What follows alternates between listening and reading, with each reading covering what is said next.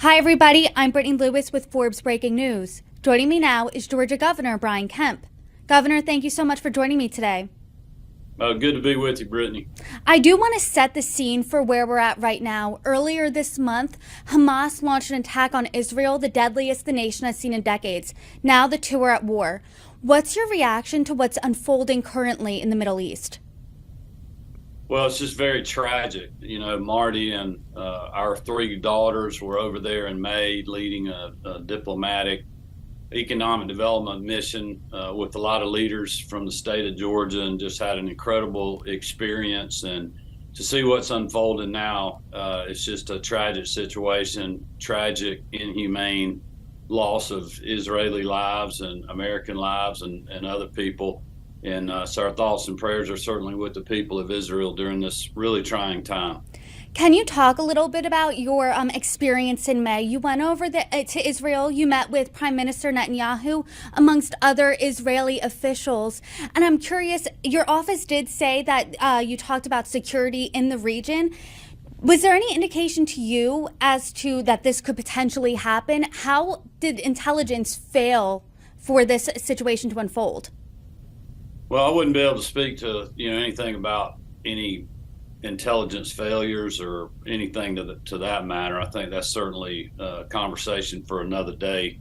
In light of what's going on the ground, literally every hour over in Israel and Gaza right now, I would say that our experience was incredible. I mean, we had great government meetings with the Prime Minister that you mentioned, but also met with President Herzog and Foreign Minister Cohen.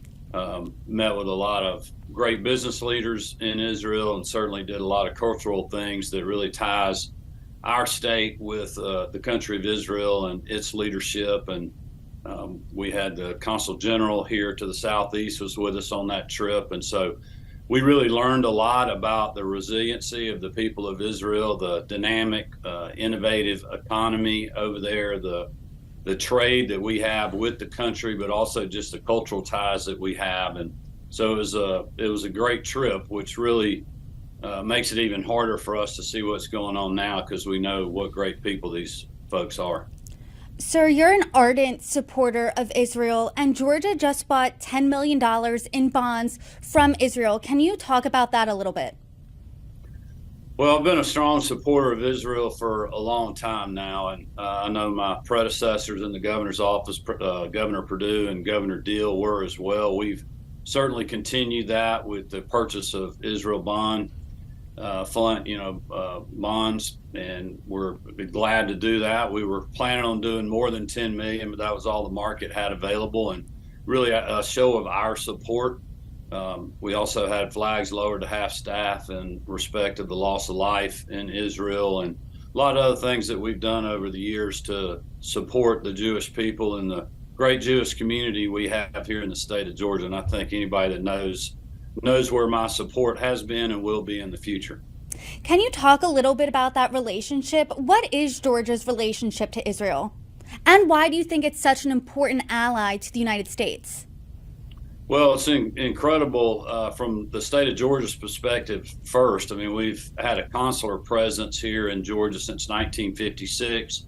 Our Georgia Department of Economic Development has had a presence and has continued to work the country of Israel since 1994.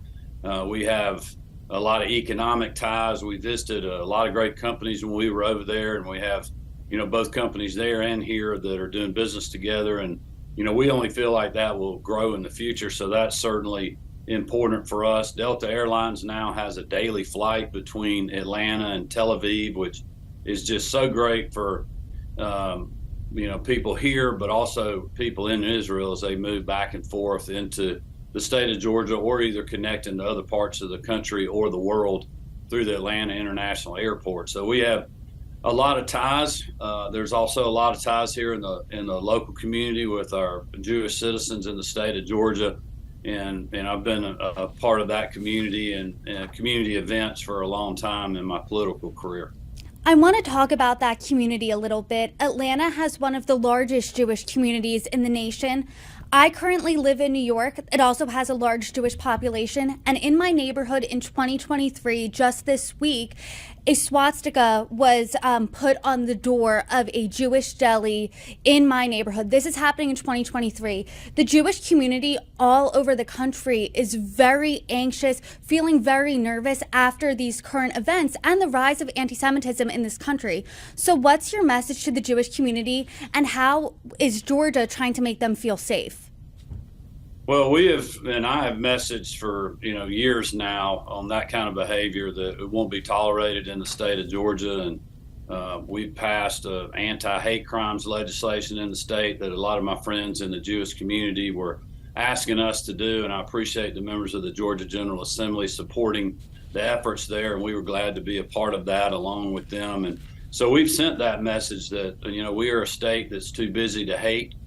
It's unfortunate that things like that happen, but as we saw with Hamas, there's a lot of sick people in this world that will do really just the worst acts of humankind that are imaginable, and we just have to continue to stand strong in opposition to that, whether it's people being targeted or acts of war. I do want to talk about your take on the United States' response. Immediately after Hamas's attack, President Biden essentially said he stands unequivocally with Israel. He just got back from a visit from Israel yesterday.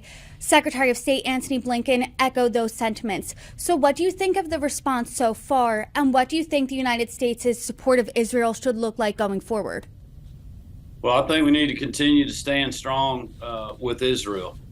We have in the past, and we should in the future. They're one of the most important allies that the United States has, and I think an attack in the way that it was played out certainly warrants that strong support. It's my hope that the United States Senate and the Congress will act swiftly to support Israel and support what the president has been talking about over the last few days. I wouldn't want to speak too much about the different things that he's done, because I haven't been privy to the information that he's getting. But I would point people to my response very early on in support of Israel and denouncing the act of war that Hamas took part in. And what is Georgia's response going to look like going forward as the situation unfolds, and as people are very nervous that there is a potential war in the Middle East that will ensue? So what's the response going forward?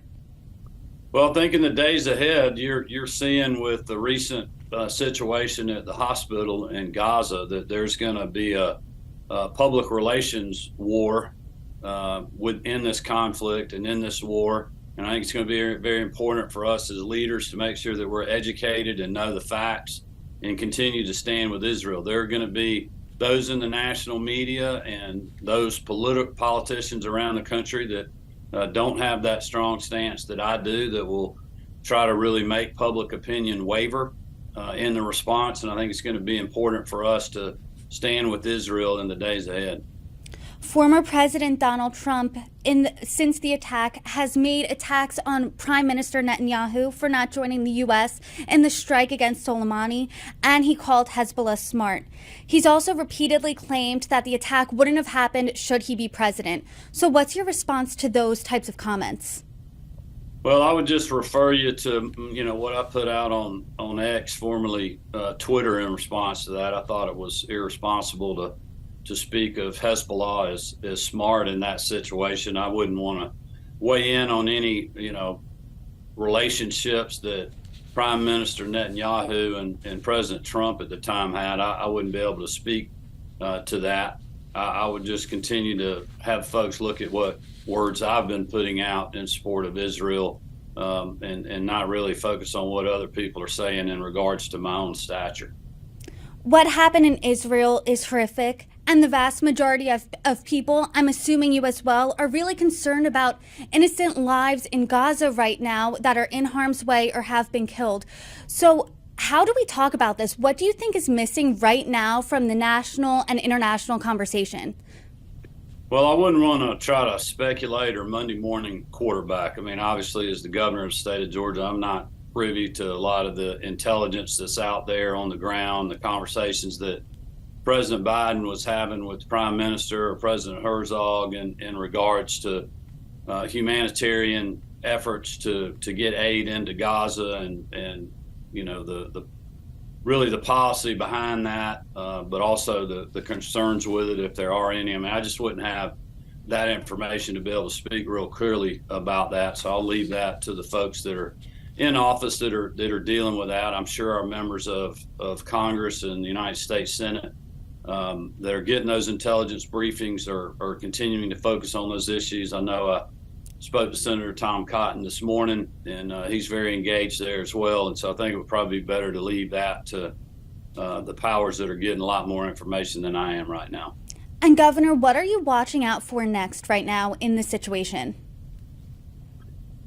Well, I'm just, doing everything we can to support Americans that may still be in Israel, and helping them in any way to get home. Also, just making sure that we're continuing to stand strong and make sure the facts are getting out there to the public, and that's what we'll do in the days ahead. That's really important, making sure that the facts are getting out there to the public. And in this age of where misinformation does fly on social media, do you think there are any deficits when it comes to media coverage in this conversation? Well, no, it's very frustrating when the media runs with a headline and perhaps information that hasn't been properly vetted. It really causes a lot of issues. We certainly saw that over the last 24 to 36 hours. So I would hope in the future that the world and national media would make sure that they understand what really happened before they start, convicting people in the court of public opinion. Governor, I really appreciate your time. Thank you so much for joining me today. Thanks for having me. God bless.